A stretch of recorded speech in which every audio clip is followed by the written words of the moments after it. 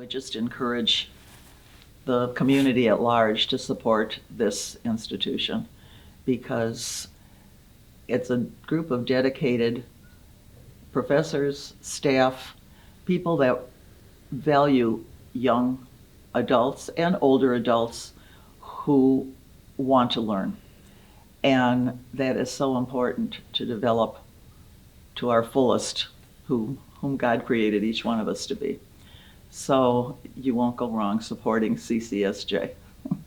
Wonderful institution, doing lots of good. God bless them for another 100 years. In 1966, there weren't a lot of college choices in the Gary, Chicago area. I left high school and I looked into some of the major schools, but we all had to have jobs about that time. And so there wasn't anything close. And about that time, St. Joseph's College, Calumet campus started up in downtown center of East Chicago. It was real close to work. There were plenty of work opportunities, and it was a terrific school just starting out. It was an easy choice. There were several buildings that we had. It was on Indianapolis Boulevard, and it stretched all the way to east to, I think, Alcott Avenue was the next street over, yeah. So the biology lab was in a separate building, and we'd have classes on the second floor. I went to St. Mary of the Woods College in Terre Haute for 3 years, and I was engaged to my husband, Jim Scholl, and he was a pharmacist and worked on the Four Corners in East Chicago. And at that time, it was the Korean War.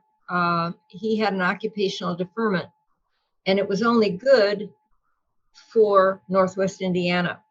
So we decided in order to get married that I could not finish at the Woods. So he spoke to Father Martin, who was president of the college at that time. And he made an arrangement that he said, I think I can make sure that she graduates in a year. So that's what happened. I got married in August and started right away taking classes in East Chicago. So I had to make classes up to fulfill the Calumet College requirements for graduation. Plus I had to fulfill my degree requirements. So I was taking so many credit hours. It was really crazy. I think I ended up graduating with like 180 some for a bachelor's degree. They made it possible for me to graduate in that amount of time and do my student teaching at East Chicago, Washington.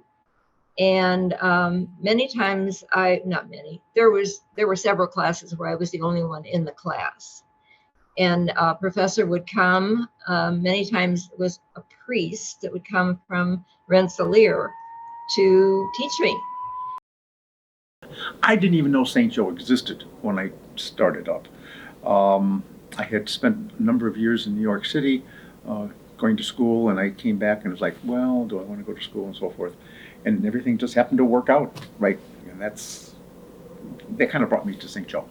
I wanted to go to Indiana State, but my mother had breast cancer that year, so I went to St. Joseph's Calumet College. It was St. Joseph's College, and that's the way we remember it. So I went there, and the thing is, we all lived at home. My brother followed me. My brother Chris followed me the next year because he graduated. And so we would carpool. There was a group of us that would carpool to college. And then in 1965, when the Martin Luther King march was happening, I came home and I told my mother that I wanted to go on the march down in Selma. And she had a fit. She woke up my dad and all that, and I left. And I took all my clothes and I got an apartment. You see, I never told my father that or my mother that I was going, because they would have said, don't go. And then I don't want to disobey my parents, So I just went. And, apologize later. You'll learn that as you go through life. Sometimes it's best to do what you need to do and apologize later. You can't always do that. You get in big trouble. When we went to take a part in the King March, we ended up, as they came, we were like on a little knoll about 50 yards from the podium where Martin Luther King was talking. And we're on this podium, and honest to goodness, would you believe we show up on the evening news? My sister and I both graduated together. I happened to make it through Calumet College. It was St. Joe's College at the time, storefront in downtown East Chicago. Went through in 3 years. So that meant I was going to school around the clock and taking really heavy class loads. So I was maybe after graduation, I was 20 plus years into the job, and I had a project to do. And the project was to develop a measurement system for sales from that the employees were charged with making, because I worked in retail banking. And we had to have a measurement tool to determine their successes or a room of places for improvement. And I had the project almost done except one little piece. I just couldn't figure this piece out. So I'm telling my boss this, and he says, you got to know somebody. And all of a sudden, like a light bulb, it clicked. Hey, I bet if I went back to the college and talked to John Guyton, who I took a statistics class with, I would get my answer. Well, I made an appointment to see him, and probably within 5 minutes, I had the answer. And I went back and I was pretty much satisfied with that. So I suppose if I had to say talk about my career and what it did for me and how it could help others if they came to school here, my answer would be, well, you know what? It's a good school because you can get the private attention that you need for classes if you have a problem that the professor can help you with. I went to school. I met a lot of terrific professors. Everybody was either a business owner or a business manager in my expertise. They gave me a lot of business sense. So I decided when I got my degree in marketing that I was going to go to Chicago and work for a company in the marketing business. So that was my growth expectation. Unfortunately, there was a war going on, and I had a fighting battle with a person from the Gary Draft Board. So on the May 7th, I graduated from St. Joe's. A month later, I got my Dear Stanley letter from the draft board. So I went to Chicago draft board on a day in October to show up for the U.S. Army draft. During the break that we had there was a sign outside said Air Force recruiter, 3rd floor. So I went up to the Air Force recruiter on the 3rd floor, and he said, you might as well turn around and walk right out. I know why you're here. And I said, what do you mean? He says, well, you're being drafted downstairs and you thought I'd be an easy out. And I said, mighty exclusive club you have here. You won't even talk to a college graduate. See, I had just recently graduated from college and still fascinated me. And he says, you're a college graduate? And I said, yes. He said, can you prove that? I said, well, everything I own is in a brown paper bag downstairs. Of course I can prove it. So we went downstairs. We dug out my transcript and certificates from St. Joe. And he said, well, there's no delayed enlistment. You have to sign up today. And I said, sign up for what? He said, well, I'm going to put you on a plane to San Antonio, Texas at 5 o'clock tonight. And I did some math right there quickly. I said, okay, it's either a plane to San Antonio, Texas, or a bus to Fort Leonard Wood. I took the plane to San Antonio, and the rest is history. I just spent 22 years active duty and then 25 years working for the government after that. So possibility for growth. The path less traveled told me that had I not gone to St. Joe and experienced what I did, accomplished what I did, I would have never been where I am now, period. I am friends now with a man that was in one of my classes there. And I met him at a church function here in Bloomington.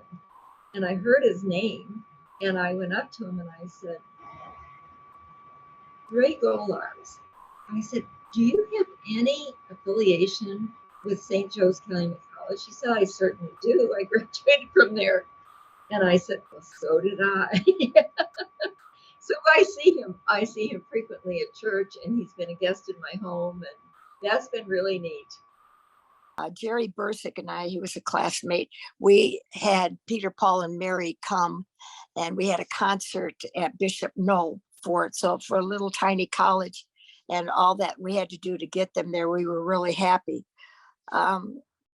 Being in the drama club was wonderful because it opened up a lot of doors for a lot of different things in my life after I left St. Joe's.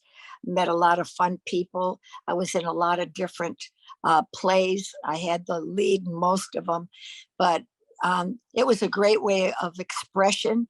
And you have to understand at that time that it was the 60s. And, women really didn't have the voice that they have today. One of the things that I enjoyed as a student and as a faculty member was the fact that you were always allowed to create, you were always allowed to develop. It allowed us to do experiential and experimental kind of theater, not necessarily the plays that were written. I remember directing a student play once, written by a student, and it was great because it included mime and included different kinds of techniques and things, and that was fun. And I want to tell you, we were on the brink of Vatican II at the time. And so the professors that were here were absolutely marvelous. Father Lubele was a profound teacher, and I honestly felt like I was in a class with Jesus. And he was really preparing us for everything that was going to happen in Vatican II.